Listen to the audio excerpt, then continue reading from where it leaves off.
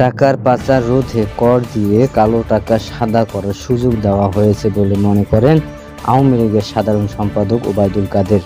তিনি বলেছেন, পাঁচ পড়া কালো টাকা তখন সেই অর্থ মূল ধারায় ব্যাংকে ফিরে আসবে বলে আমরা মনে করছি। আজ শনিবার রাজধানী বঙ্গবন্ধু অ্যাভিনিউতে আওয়ামী লীগের কেন্দ্রীয় কার্যালয়ে 2024 ও 25 অর্থবছরের প্রস্তাবিত বাজেট সম্পর্কে আওয়ামী লীগের আয়োজিত সংবাদ সম্মেলনে এসব কথা বলেন তিনি।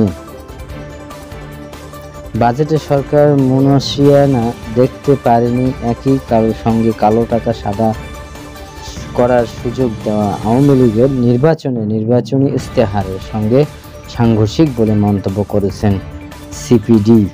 এই সম্পর্কে মন্তব্য জানতে চাইলে কাদের বলেন, অপ্রদিশিত অর্থ ব্যাংকে আনার ব্যবস্থা করছে, ব্যাংকে আসলে ট্যাক্স সুবিধা আরও বাড়বে। প্রধানমন্ত্রী যেটা বলেছেন, মাছ ধরতে গেলে আধার দিতে হয়, সেই কথাই বাস্তব।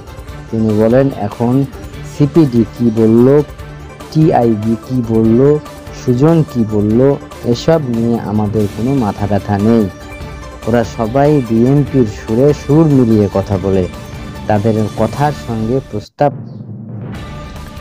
কথার সঙ্গে বাস্তব কর্মকাণ্ডের মিল নেই। বিএনপি নিজেরাই হাজার হাজার কোটি টাকা বিদেশে পাচার করে, তাদের ভারপ্রাপ্ত চেয়ারপারসন লন্ডনে বসে আরামে আয়েশে দিন যাপন করছে। সেই টাকার হিসেব মির্জা ফখরুল সাহেবকে দিতে হবে।